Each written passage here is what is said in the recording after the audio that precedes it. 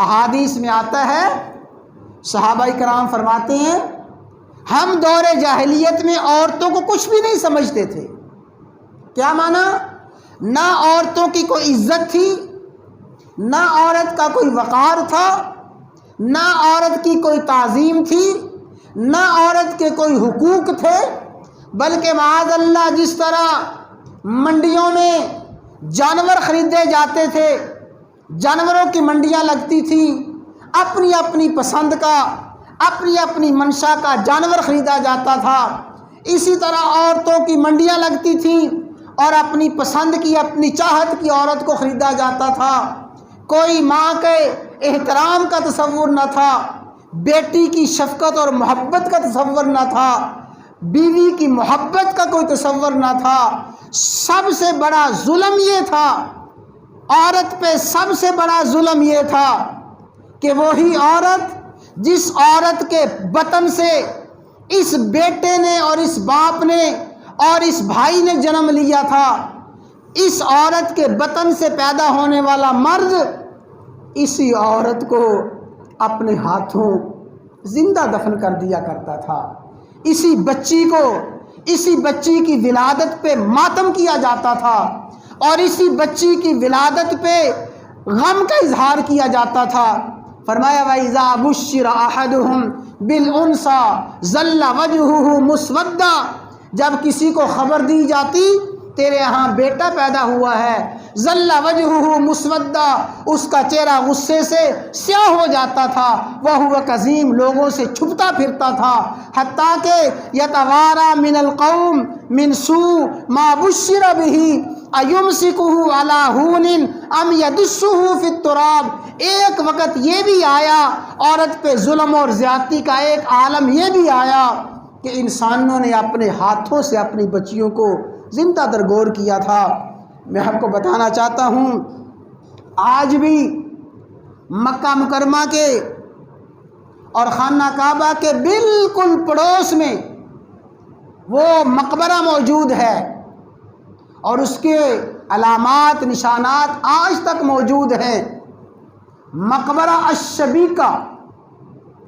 یہ مقبرہ الشبیکہ کیا ہے؟ بالکل مسجد نبوی، مسجد حرام، خانہ کعبہ کے پڑوس میں۔ اس مقبرہ شبیکہ کے بارے میں ایک روایت یہ ہے کہ یہ مقبرہ شبیکہ وہی مقبرہ ہے، وہی جگہ ہے جہاں اہل مکہ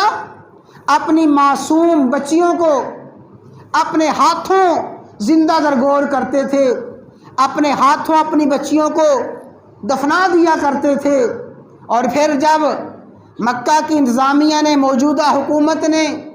اس مقبرہ شبیکہ کو عام آبادی میں شامل کرنا چاہا، یہاں سے کھدائی شروع ہوئی تو کھدائی میں وہ معصوم بچوں اور معصوم بچیوں کی ہڈیاں برآمد ہونا شروع ہوئیں، وہ معصوم بچیوں کی ہڈیاں برآمد ہوئیں، اور ایسا دردناک منظر تھا، ایسا المناک منظر تھا۔ پھر وہ کھدائی کرنے والے کھدائی نہ کر سکے، انتظامیہ اس بات کو برداشت نہ کر سکی، اس کو اسی حالت میں چھوڑ دیا گیا۔ آج تک مقبرہ شبیکہ موجود ہے۔ تو یہ بچیوں کے ساتھ ظلم و ستم کا عالم یہ تھا۔ میرے بھائیوں، رسول اللہ صلی اللہ علیہ وسلم نے اس جہالت کے مقابلہ میں کیا نور دیا، اس گمراہی کے مقابلہ میں کیا روشنی دی، سنیں۔ رسول اللہ صلی اللہ علیہ وسلم نے فرمایا مبارک ہو اس عورت کو، یہ حدیث اپنے پلے باندھ کے لے جائیں، فرمایا مبارکباد ہو اس عورت کو، مبارکباد ہو اس عورت کو، مبارکباد ہو اس عورت کو۔ 3 مرتبہ آپ نے فرمایا مبارکباد ہو اس عورت کو جس کی ہاں پہلی ولادت، پہلی پیدائش بیٹی کی پیدائش ہو۔ یعنی جہالت کا عالم یہ ہے، بیٹی کی پیدائش پہ ماتم کیا جاتا ہے،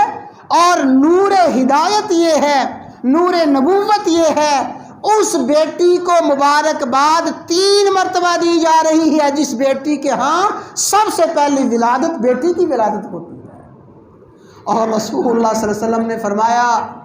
فرمایا من عال جاریتین، لوگوں جس کو اللہ نے 2 بیٹیاں دیں، اس نے 2 بیٹیوں کی پرورش کی،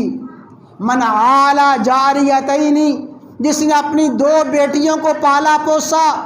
اپنی 2 بیٹیوں کی پرورش کی، حتیٰ تبلغا، یہاں تک کہ بیٹیاں جوان ہو گئیں، ان کی شادیاں کر کے ان کو رخصت کر دیا، ان کے ساتھ اس نے سلوک کرتا رہا۔ فرمایا 2 بیٹیوں کی پرورش کرنے والا جاء یوم القیامہ، وہ باپ 2 بیٹیوں کا باپ قیامت کے دن اس حال میں آئے گا، آنا وہوا ہاکذا، لوگوں وہ بیٹیوں کا باپ اور میں اس طرح ہوں گے، وَضَمَّ أَصَابِعَهُ، آپ نے اپنی انگلیوں کو ملا کے کہا جیسے یہ 2 انگلیاں ملی ہوئی ہیں 2 بیٹیوں کو پالنے والا قیامت کے دن ایسے میرے ساتھ کھڑا ہو۔